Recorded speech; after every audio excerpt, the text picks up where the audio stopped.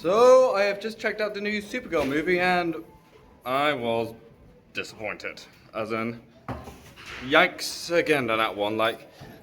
Even though I came into this one just incredible, like a huge amount of anticipation, particularly so with the Superman near the end credits of the film that came out a year ago. Pretty much a very boisterous, somewhat alcoholic personality that she pretty much buzzes off of her through that scene in Superman. And then we get her in the movie, and I was like, okay. Where's this going to lead? And is this where it's all up to now? Really? As in, the movie is about Supergirl and Crypto after Crypto got poisoned by Creme.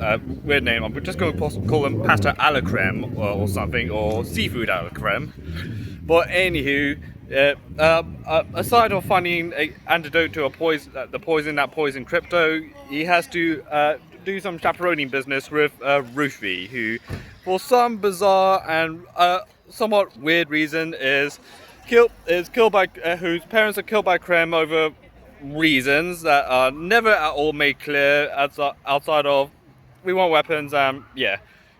And the movie goes on with blah blah blah blah, weapons dispute, blah blah blah blah blah, human trafficking, blah blah blah blah, Supergirl going sober, blah blah blah blah. The movie just goes on and on. I felt like, where's this all going to? Like, is this what it is at this point? Like, how do we get to one of the most spunkiest and fun superhero movies that came out last year, and we got a movie that is just kind of just bored of itself, in my opinion. Like, the movie just doesn't necessarily care at this point. Like, I feel like this is definitely one of the most autopilot superhero movies of all time. Like, filled to the brim with like insane amount of cliches in my liking. Like, the amount of cliches, like, oh, this is gonna happen, yeah, that did happen. Like, it just made the movie just unbearably predictable at best. Like, it's kind of a little bit weird because this is produced by James freaking Gunn. Like, he made Guardians of the Galaxy, he made Superman, he made Suicide Squad.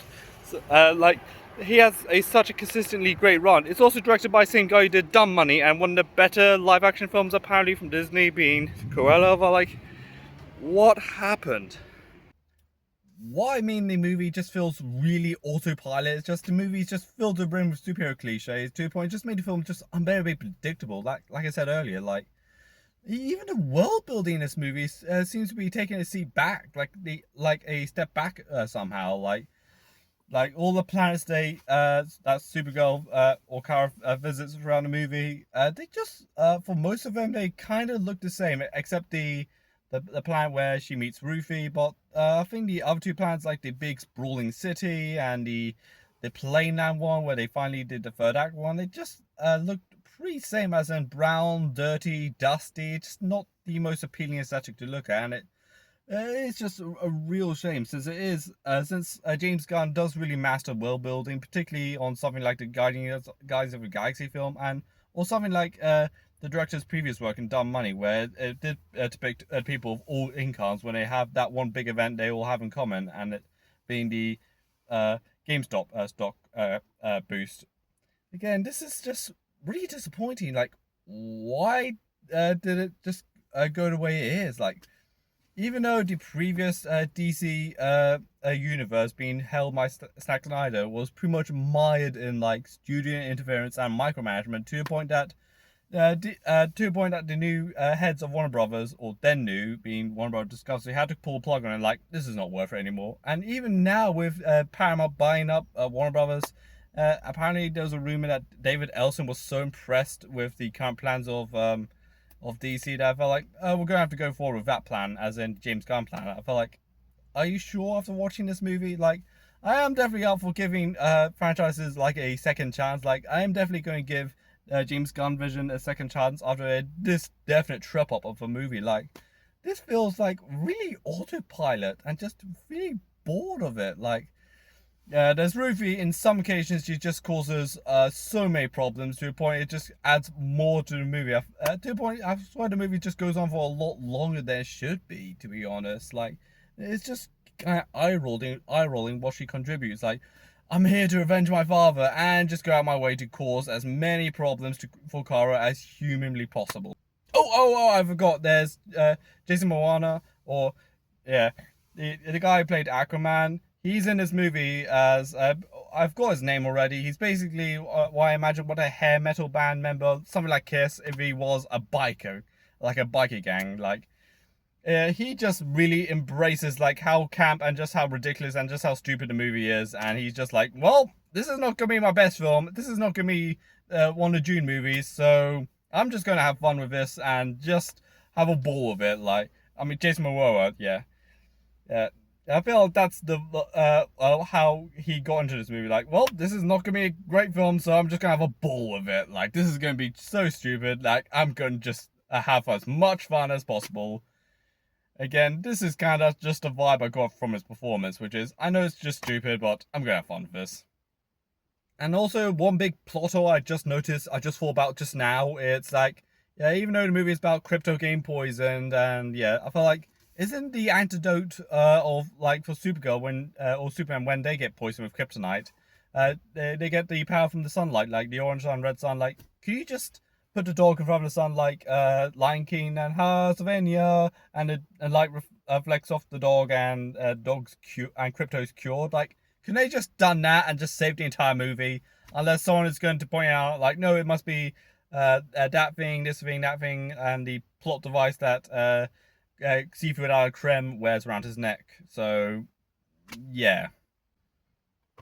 And heck, the movie is so done with itself that I could do anything else rather than say something somewhat a little bit more positive about this movie. Like, I don't know, let's talk about the Phoebe Bridgers album, Punisher. She's going on tour soon. Or what about I review something from McDonald's over there? Or again, this is a movie that's so autopilot that I think I can not go autopilot on this review at this point. So don't mind if I do. I'm just going to get out of this car and just go to McDonald's. So see ya.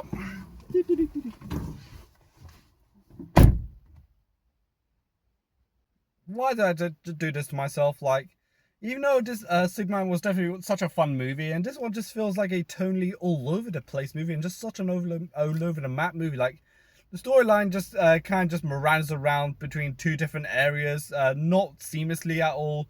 The villain is basically if Hellraiser did incel stuff, and the movie just, the scriptwriter was unbelievably the most first draft thing I've heard in a very long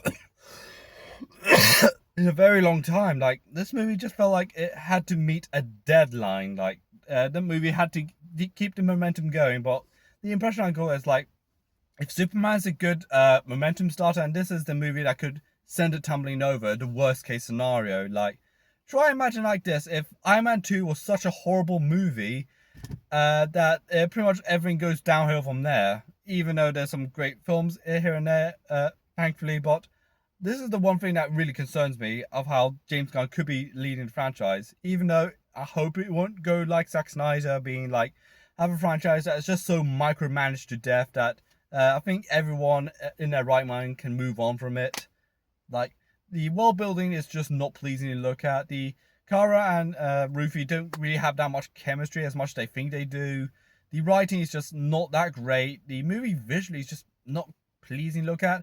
The definite highlight is the Jason Momoa definitely is the most fun character in the movie, and of course Jason Momoa is probably having the most fun out of this movie. But the movie just feels, again, very, very first draft at this point. Like, the movie is just so done with itself 1 minute in that it's so done with it. Like, even the fight scenes feel like it's just all the goons could be beaten up by a single punch. Like, that's kind of the gist of it. Like, all the bad guy sidekicks are defeated essentially with a knock. That was it. For Supergirl, I'm feeling a 4 out of 10 on this one. So, what do you think of Supergirl? Let me know in the comments down below. Like this video, subscribe to my channel. You can also follow me on Twitter, Instagram, Letterboxd, Blue Sky Threads, and this is Light Rolls, and bye.